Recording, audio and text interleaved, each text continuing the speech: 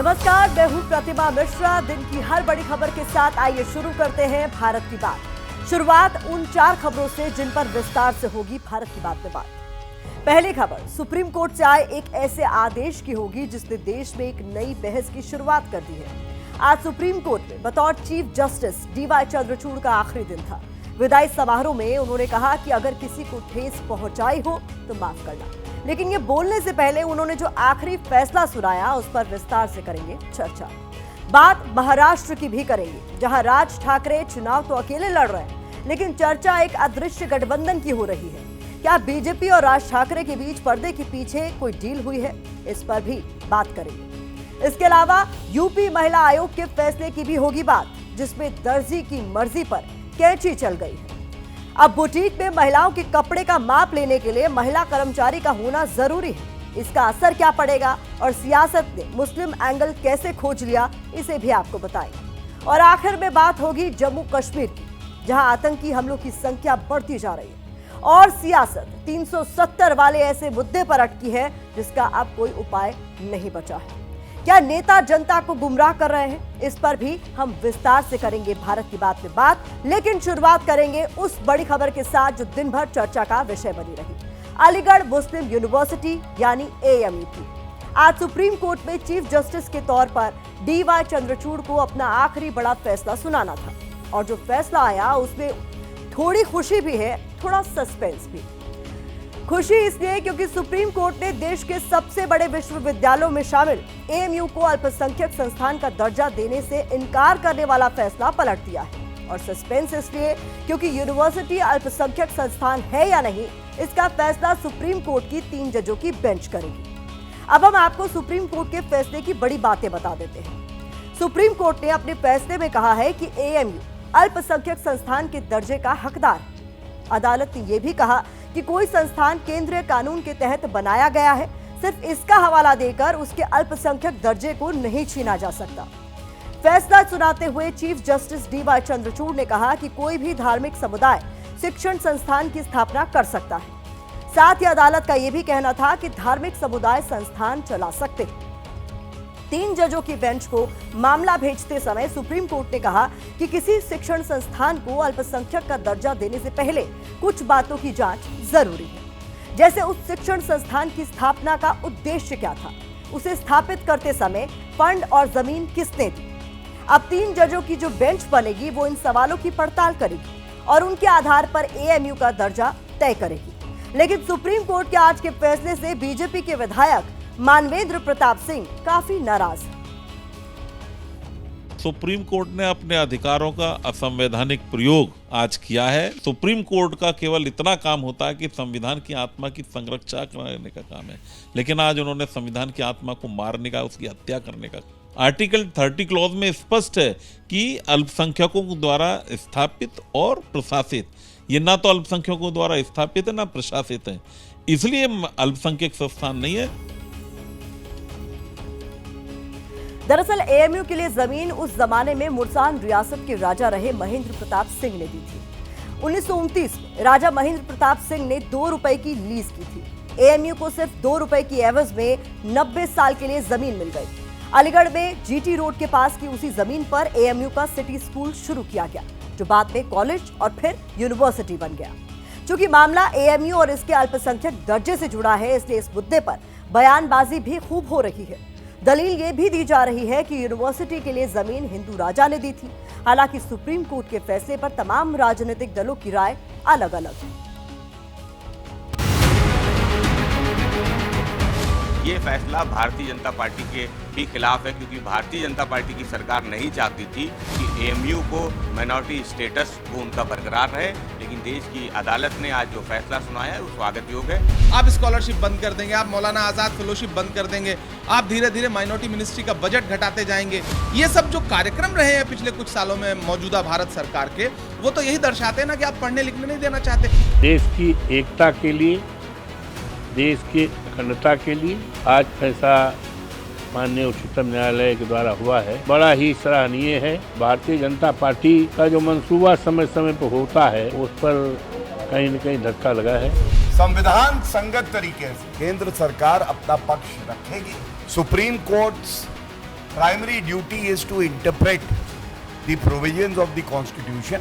वो अपना धर्म निभाएंगे, केंद्र की सरकार अपना धर्म निभाएगी।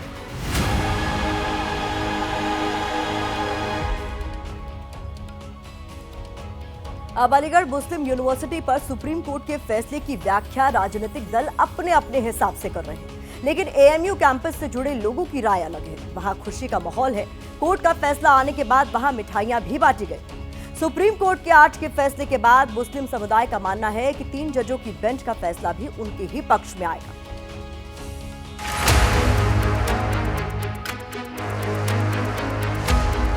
सुप्रीम कोर्ट का ये फैसला मुसलमानों के लिए एक ऐतिहासिक जीत है।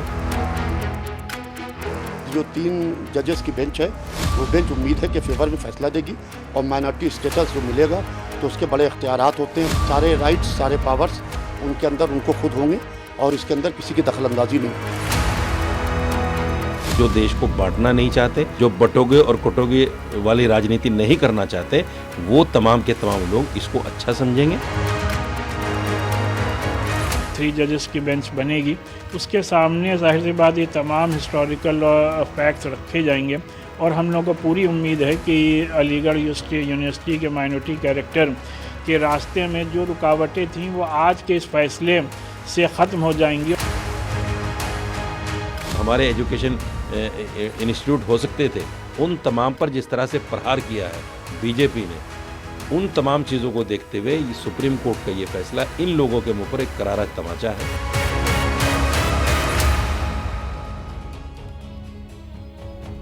अब सवाल यह है कि आगे चलकर फैसला अगर एएमयू या मुस्लिम पक्ष के मन मुताबिक नहीं आया, यानी अल्पसंख्यक का दर्जा नहीं दिया गया, तो क्या होगा? अगर अल्पसंख्यक का दर्जा मिला तो क्या होगा? ये समझना भी आपके लिए जरूरी है। अगर एएमयू को अल्पसंख्यक दर्जा दिया गया तो एससी, एसटी, ओबीसी छात्रों को आरक्षण नहीं देना होगा, वरना आरक्षण देना पड़ेगा। अगर माइनॉरिटी दर्जा मिला तो एससी, एसटी, ओबीसी स्टाफ की भर्ती में आरक्षण नहीं देना पड़ेगा, नहीं तो स्टाफ की भर्ती में आरक्षण देना पड़ेगा। इसी तरह अल्पसंख्यक दर्जा मिलने पर मुस्लिम माइनॉरिटी को अलग से 50% रिजर्वेशन मिलेगा। अल्पसंख्यक दर्जा नहीं मिला तो मुसलमानों को अलग से रिजर्वेशन भी नहीं मिलेगा। कानूनी लड़ाई में आगे क्या होता है अभी ये तो कहना मुश्किल है, लेकिन आज के फैसले से एएमयू के छात्र बेहद खुश।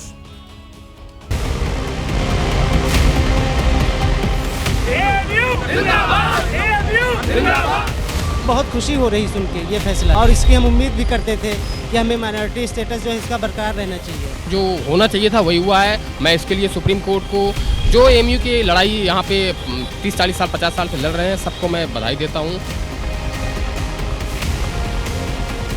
सुप्रीम कोर्ट ने फिर से एक बार भरोसा जीता है, यानी ये है कि इस देश का सेकुलर ढांचा बरकरार रहेगा। देश के मुसलमानों का भारतीय जो न्याय प्रणाली है उसके ऊपर भी विश्वास बढ़ता जा रहा है।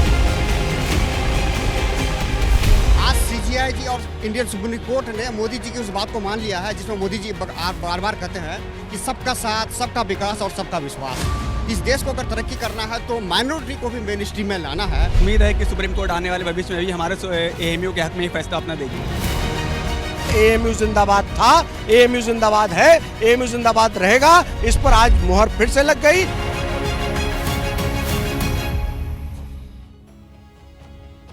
अलीगढ़ मुस्लिम यूनिवर्सिटी पर 4-3 के बहुमत से फैसला सुनाने वाली सुप्रीम कोर्ट की 7 जजों की बेंच में शामिल कौन कौन से जज फैसले के साथ थे और किन की राय अलग थी, आपको ये भी बता देते हैं। Chief justice of India DY Chandrachud इस फैसले के साथ थे, जबकि जस्टिस दीपांकर दत्ता इससे असहमत। इसी तरह जस्टिस संजीव खन्ना फैसले के पक्ष में थे, लेकिन जस्टिस SC शर्मा की राय फैसले के खिलाफ थी।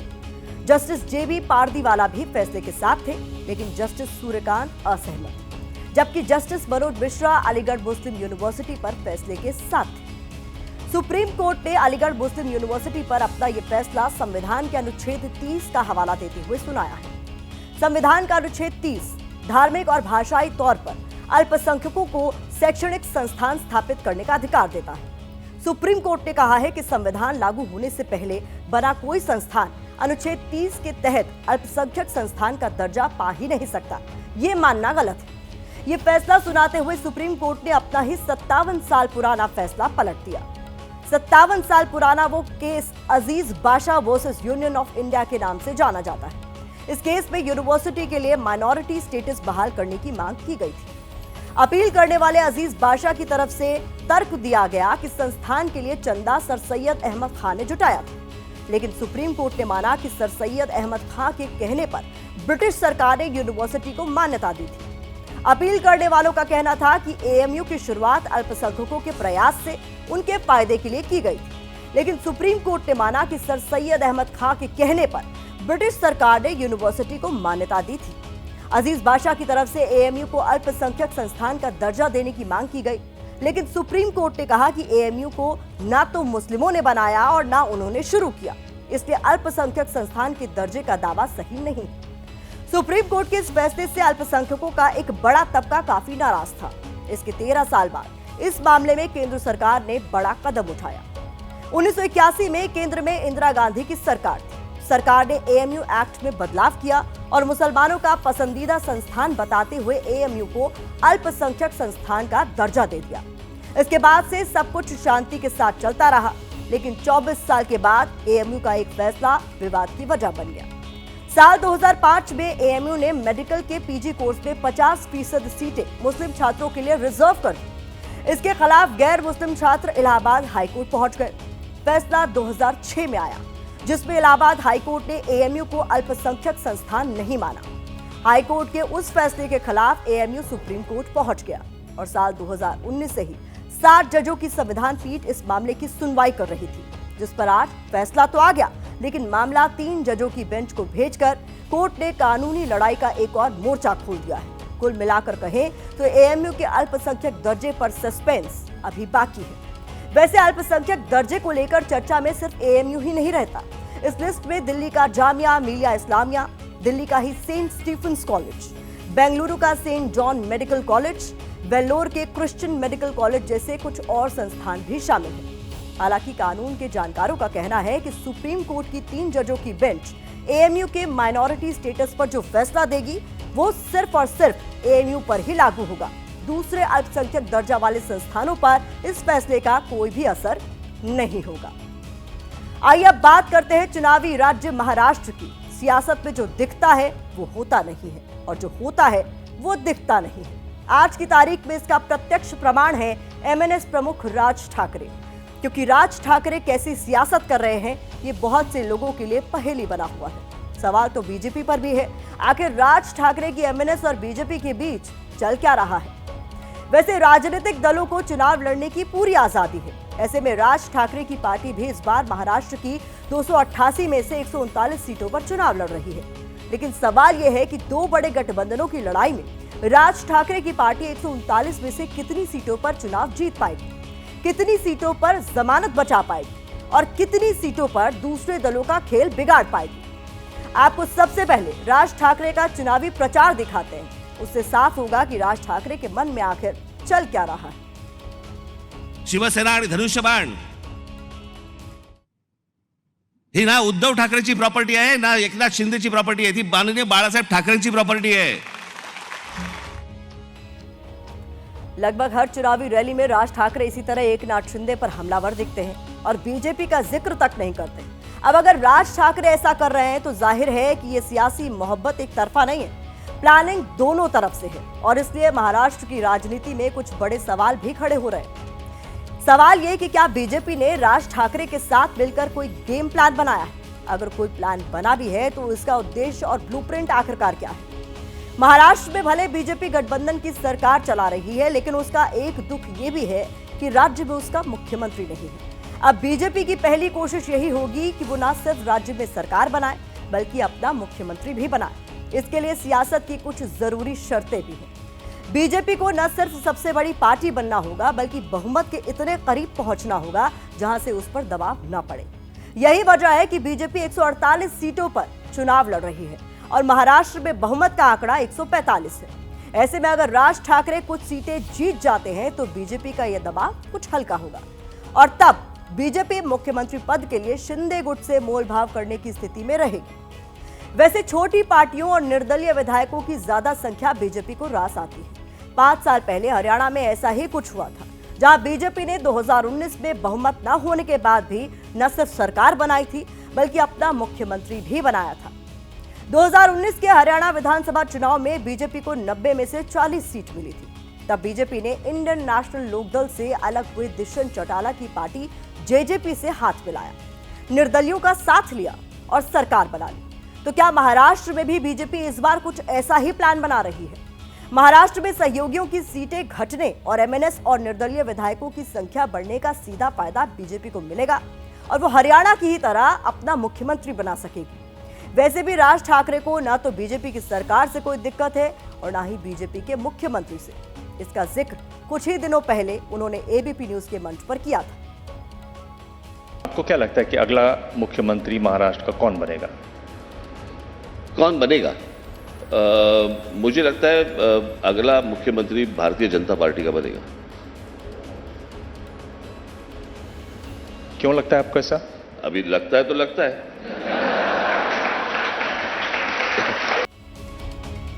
अब आपको समझाते हैं कि पर्दे के पीछे राज ठाकरे और बीजेपी का संयुक्त अभियान आखिरकार क्या है। इसके लिए मुंबई की 36 सीटों के समीकरण को समझना जरूरी है। मुंबई की इन्हीं 36 सीटों में बीजेपी और राज ठाकरे की दोस्ती का करार छिपा हुआ है। मुंबई में 7 विधानसभा सीटें ऐसी हैं जहां राज ठाकरे ने बीजेपी के खिलाफ उम्मीदवार नहीं उतारे, जबकि उनका सबसे ज्यादा सियासी प्रभाव मुंबई में ही है। इतना ही नहीं, बीजेपी से शिवसेना में जाकर चुनाव लड़ रही शाइना एनसी के खिलाफ भी राज ठाकरे ने उम्मीदवार नहीं खड़ा किया, जबकि एकनाथ शिंदे की पार्टी मुंबई में जिन सीटों पर चुनाव लड़ रही है उनमें से अधिकतर सीटों पर एमएनएस न सिर्फ मैदान में है बल्कि मराठा वोट पे तोड़फोड़ के लिए बड़ी तैयारी भी कर रही है। अब यहां से राज ठाकरे की रणनीति साफ है, बीजेपी से बैर नहीं, एकनाथ शिंदे की खैर नहीं। इसके लिए आपको मुंबई की शिवड़ी विधानसभा सीट की सियासी चाल भी समझनी होगी। मुंबई की शिवड़ी विधानसभा सीट पर महायुति का कोई प्रत्याशी नहीं है। यहां से उद्धव गुट के अजय चौधरी मैदान में, उनके सामने एमएनएस के बाला नंदगांवकर है।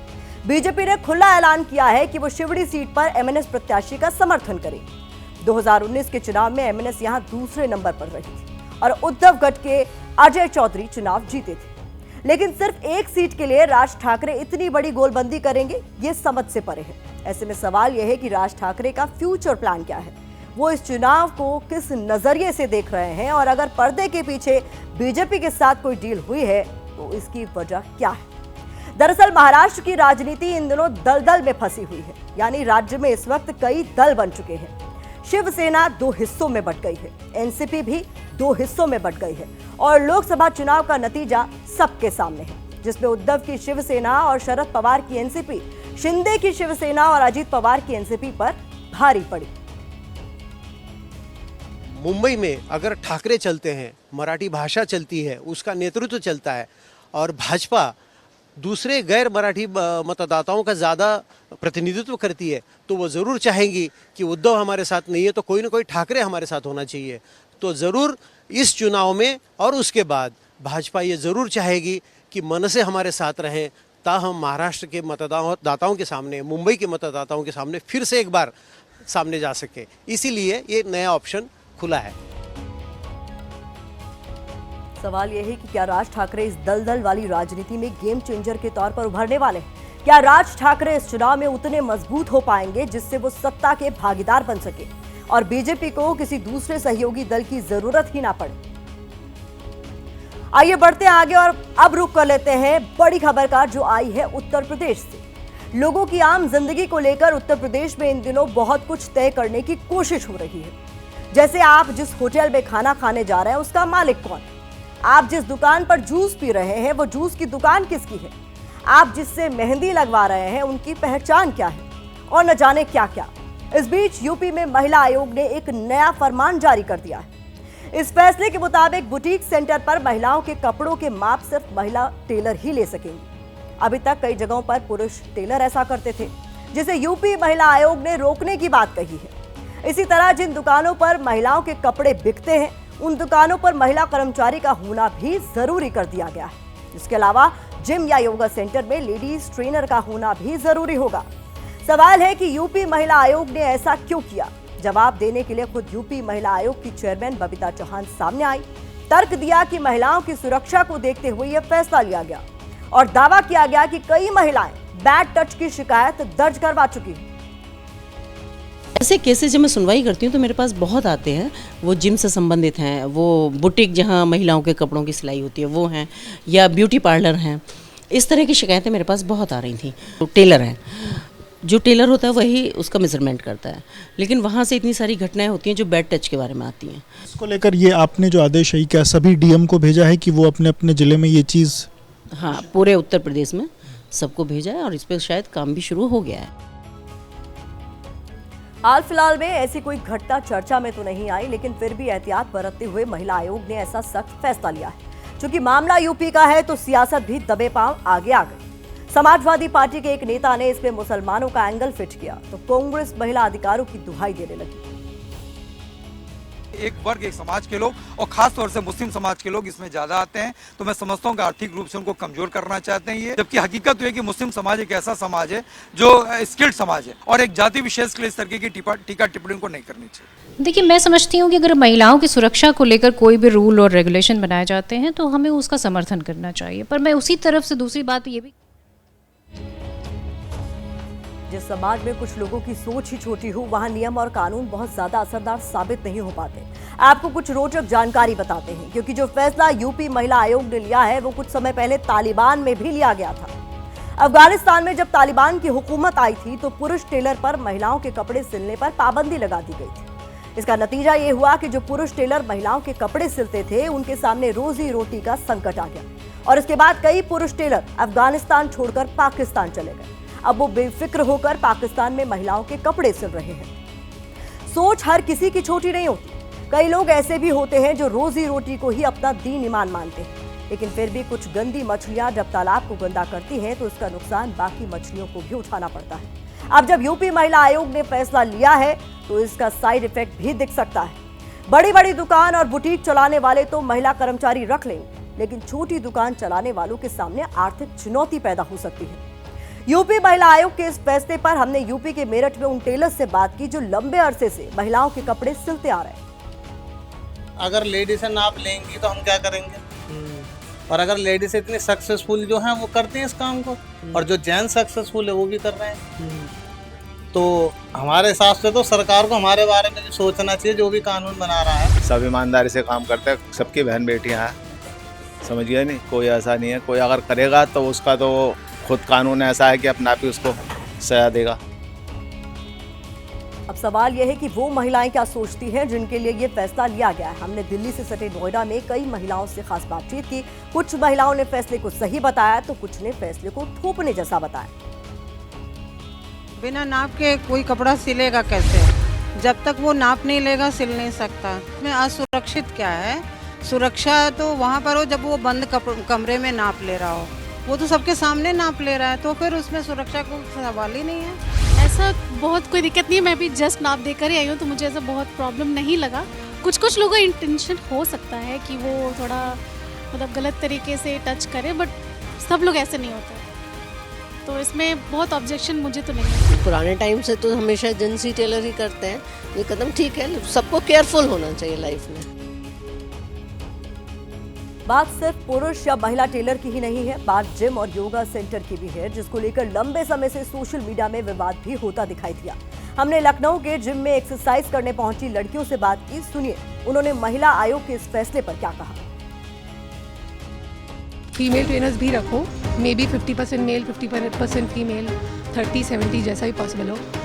देन आस्क क्लाइंट से पूछिए कि वो किस चीज़ में कंफर्टेबल है। अपनी अपनी सोच है, अगर कुछ लोगों को हो सकता है कुछ महिलाएं प्रेफर करें, बट मुझे ऐसा लगता है कि पुरुष भी सही है। मतलब 90% अगर हम लोग मेल ट्रेनर के साथ कंफर्टेबल है तो 100% फीमेल के साथ कंफर्टेबल। मेरे लगता है कि पुरुष ज़्यादा अच्छे से कर पाते हैं। पुरुष ज़्यादा कुछ हद तक ऐसा नहीं कि महिलाएं नहीं कर सकती हैं, लेकिन वो पोलाइट हो जाती हैं। मेन जो हैं वो फोर्स अच्छे से करते नहीं, मैम आप ये कर लेंगी।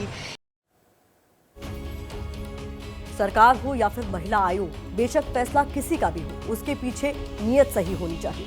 लेकिन जब मामले में राजनीतिक नजरिया हो तो परिणाम अलग हो जाते हैं, क्योंकि बार बार कुछ राज्यों पर आरोप लगता है कि वो ऐसे फैसले लाते हैं जिसके जरिए एक विशेष वर्ग को टारगेट किया जा सके।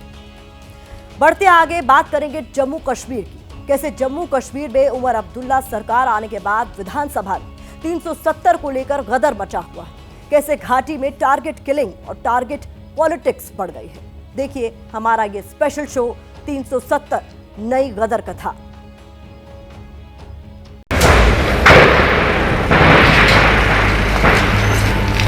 फिर से कश्मीर को लेकर साजिशें करने लगे। Don't allow anybody to enter the well. Don't allow anybody to enter the well. Remove them away. Remove them away. Remove them away. Remove them away. Throw them away. Throw them away. Throw them away. जो हमारे साथ हुआ 5 अगस्त 2019 को, वो हमें काबिले कबूल नहीं है। आप तो क्या, आपकी चौथी पीढ़ी भी आएगी ना, धारा 370 वापिस नहीं।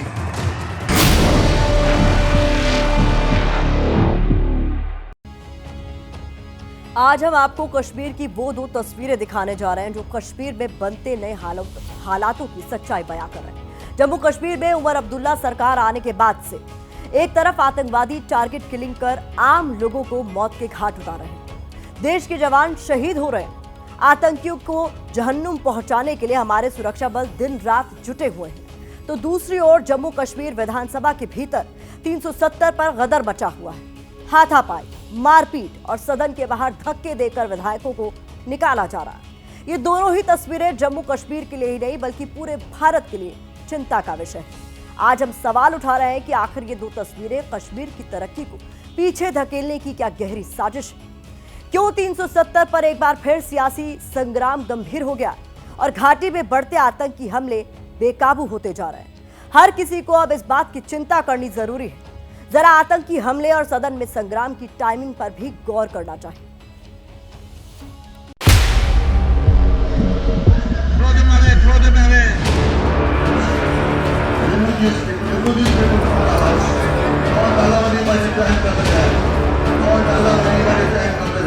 जम्मू कश्मीर में विधानसभा के भीतर हाथापाई करने वाले इन नेताओं से सवाल है कि क्या इन्हें आतंकी हमले में मारे जाने वाले परिवारों की कोई चिंता है?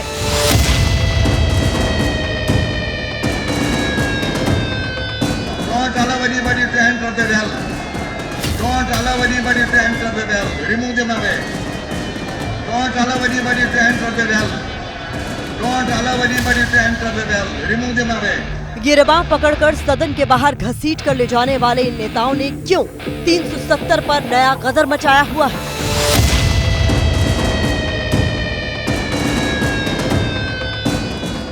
$370 की बहाली को लेकर पोस्टर लहरा रहे इन नेताओं को क्या घाटी की शांति बुरी लग रही है?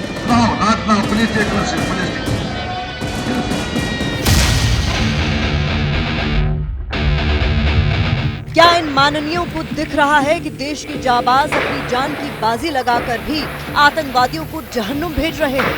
तस्वीरें देखकर तो कहना पड़ेगा शायद बिल्कुल भी नहीं। Don't allow anybody to enter the well. Don't allow anybody to enter the well. Remove them away. Don't allow anybody to enter the well. Don't allow anybody to enter the well. Remove them away. Jammu Kashmir विधानसभा के भीतर लगातार दूसरे दिन 370 पर मारपीट हुई। Table पर चढ़कर सदन की मर्यादा तार-तार कर दी गई।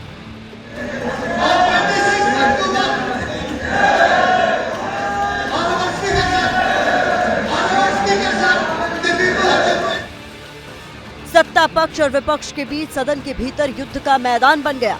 बीजेपी विधायक टेबल से कूदकर वेल में आ गए।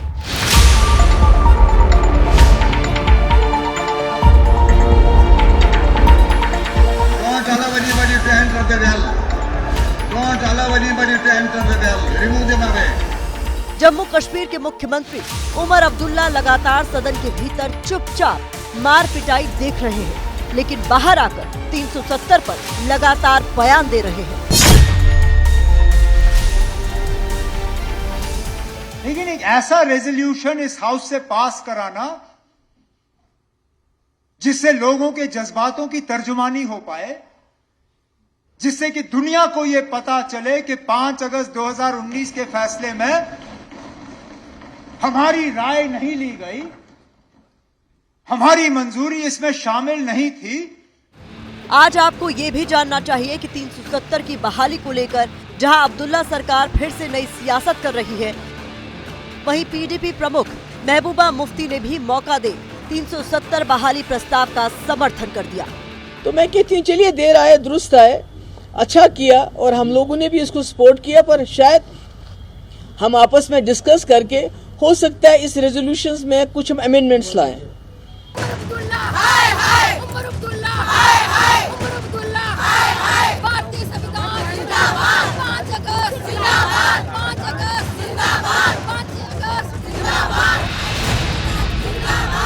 बीजेपी ने भी सत्ता पक्ष के खिलाफ विरोध प्रदर्शन तेज कर दिया है।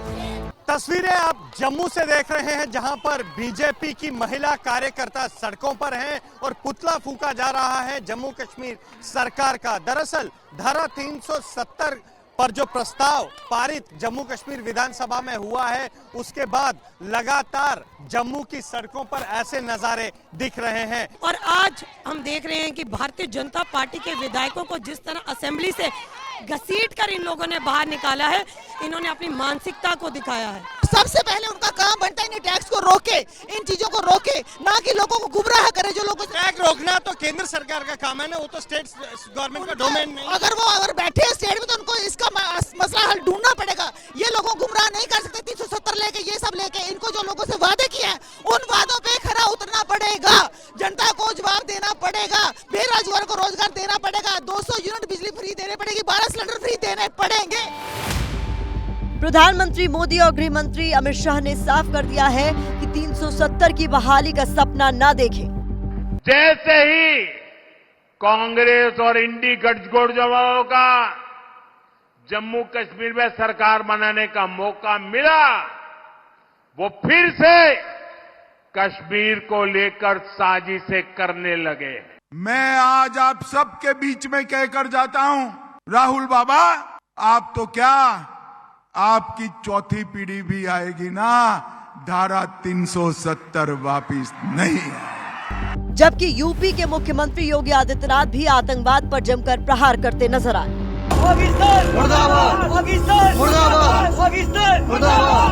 जहां एक तरफ 370 पर नई सियासी आग भड़की हुई है, वहीं दूसरी ओर जम्मू कश्मीर के किश्तवाड़ में 2 ग्राम रक्षा गार्ड्स को आतंकियों ने जान से मार दिया। आम लोग बेहद गुस्से में हैं। जय भारत माता की जय, भारत माता की जय। दूसरी ओर पाकिस्तान स्पॉन्सर्ड टेररिज्म को खत्म करने के लिए देश के जवान दिन रात एक किए हुए हैं। सोपोर में एनकाउंटर के दौरान अब तक 2 आतंकियों को ढेर भी कर दिया गया। अब आपको एक विश्लेषण के जरिए बताते हैं कि 370 के हटने के बाद जम्मू कश्मीर में साइड इफेक्ट क्या क्या हुए। दरअसल तब से अब तक बहुत कुछ अच्छा हुआ तो कुछ कुछ बुरा भी हुआ है। जम्मू कश्मीर की कानून व्यवस्था में लगातार सुधार हुआ है, लेकिन बुरी बात यह है कि अब तक आतंकी घटनाएं जारी हैं। दूसरी अच्छी बात यह है कि 2024 के लोकसभा और विधानसभा चुनाव सफलतापूर्वक हो गए, लेकिन इस दौरान भी घाटी के नेताओं और अब नई सरकार बनने के बाद केंद्र के साथ टकराव बढ़ता जा रहा है।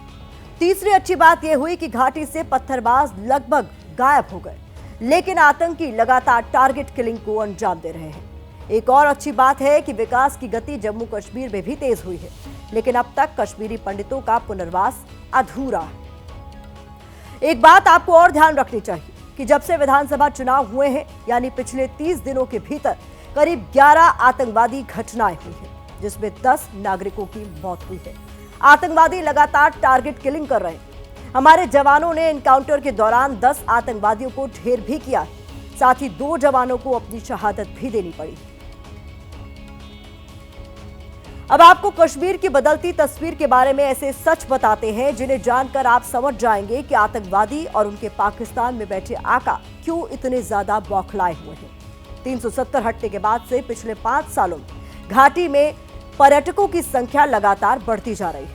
विकास के काम दिन रात चल रहे हैं। यही नहीं, लोकतंत्र के महापर्व यानी चुनाव में भी घाटी की जनता ने इन आतंकवादियों को करारा जवाब दिया। लाल चौक में दिवाली मनी। ये सभी बातें आतंकियों को कैसे अच्छी लग सकती है? कश्मीर की खूबसूरत वादियों में घूमने के लिए देश और दुनिया से अब टूरिस्ट लगातार पहुंचते हैं, लेकिन ये बात आतंकवादियों को हजम नहीं हो रही है। घाटी में पत्थरबाजों पर लगाम लगी तो आतंकियों ने टारगेट किलिंग के जरिए दहशत बढ़ाने की कोशिशें तेज कर दी। और अब जब कश्मीर के विकास की बात हो या यहाँ के लोगों की जरूरतों की, आतंकवादी टारगेट किलिंग के जरिए लगातार चुनौती बने हुए हैं। दूसरी ओर कश्मीर के मौजूदा हालात के लिए नेता एक दूसरे पर ही सियासी हमले करने में जुटे हुए हैं। चाहे सत्ता पक्ष हो या विपक्ष, जुबानी जंग लगातार जारी है। कश्मीर गवर्नमेंट अभी तो दो चार दिन ही हो गए हैं और फिर होम भी हमारे पास है नहीं, तो इसलिए I think it is their responsibility to see all the facts. National Conference केवल व केवल भ्रम पैदा करने का काम कर रही है, झूठ बोल रही है। उनके द्वारा पास किया हुआ प्रस्ताव केवल व केवल ढकोंसला है, उसकी कोई लोकल स्टैंडिंग नहीं है, कोई लीगल स्टैंडिंग नहीं है। कांग्रेस का स्टैंड क्या है देश जानना चाहता है। दूसरी ओर सुरक्षा बल आतंकियों पर लगातार नकेल कस रहे हैं। शर्मनाक घटना को अंजाम देने वाले जो टेररिस्ट हैं और उनके एसोसिएट्स हैं, उनको इन्होंने धर पकड़ा है और इसमें ये 3 लोग जो हैं इसमें अभी डिटेन हुए हैं। उनका नाम है उसामा यासीन शेख, उमर फयाज शेख और अफनान मंसूर शेख। इनका जो वाबस्ता है और इनकी जो कॉन्स्पिरेसी है अपने हैंडलर्स जो पाकिस्तान में है, उनके कहने पर भी इन्होंने ये इस टाइप का जो है नृशंस कृत्य, जो कि बड़ा शर्मनाक इंसिडेंट था, उसको अंजाम मिलाए हैं। लेकिन उमर अब्दुल्ला की सरकार 370 पर संग्राम छेड़े हुए है। बड़ा आसान है 370 के हवाले से अब बात करना। जब बचाने का मौका था तब क्या किया? जब रोकने का मौका था तब क्या किया? वैसे 370 हटने के बाद से पिछले 5 सालों में अब तक 577 आतंकी घटनाएं हुई हैं, जबकि 147 आम नागरिक मारे गए हैं। 5 साल में 766 आतंकी भी ढेर किए गए हैं। दूसरी ओर 185 जवानों ने अपनी शहादत भी दी है। ये आंकड़े बताते हैं कि आतंकवादी और पाकिस्तान में बैठे उनके हुक्मरानों को ये बात हजम नहीं हो रही है कि आखिर जम्मू कश्मीर तरक्की की राह पर क्यों चलता जा रहा है।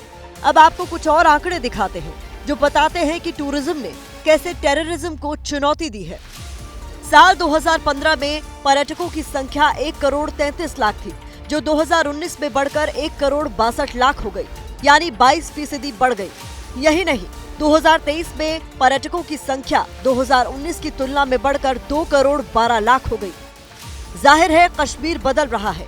दुनिया भी जानती है कि कैसे धरती की जन्नत कश्मीर पर आतंकवादियों ने बुरी नजर गड़ाई हुई है, लेकिन भारत पर बुरी नजर रखने वालों के ये मंसूबे कभी कामयाब नहीं होंगे।